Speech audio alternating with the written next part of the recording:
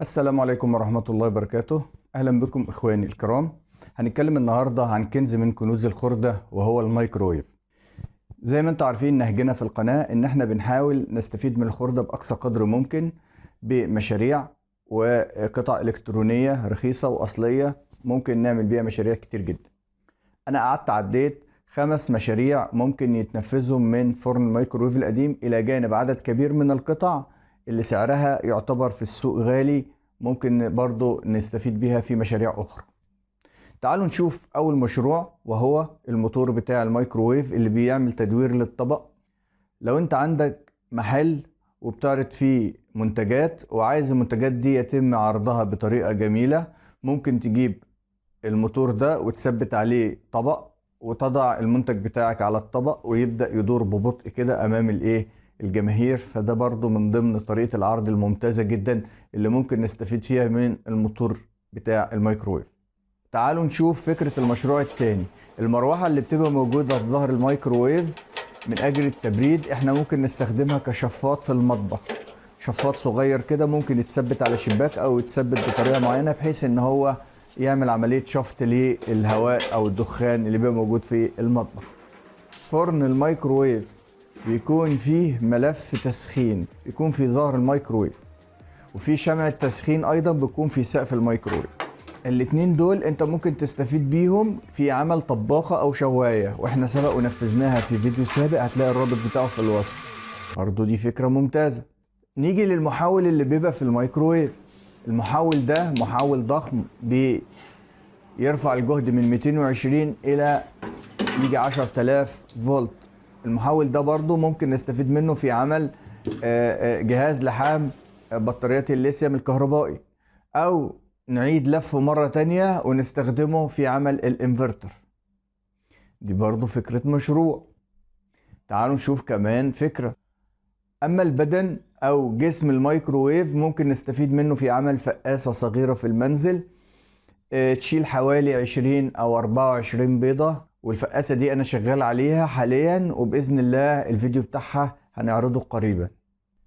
دي أفكار مشاريع 5 زي ما أنا قلت. في بقى عندك قطع إلكترونية أخرى ونستفيد بيها في مشاريع تانية كتير جدا.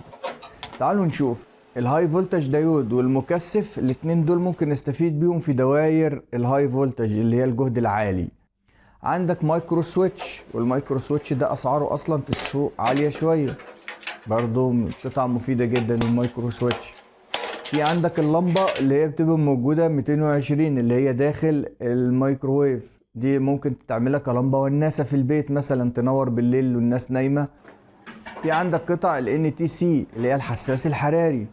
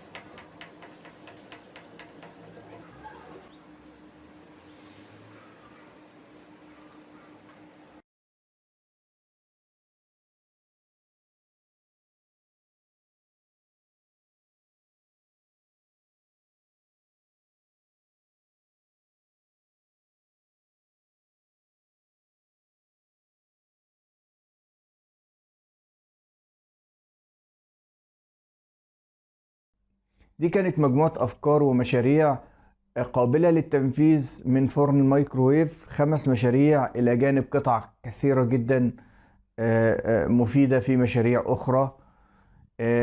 تحياتي لكم والسلام عليكم ورحمة الله وبركاته.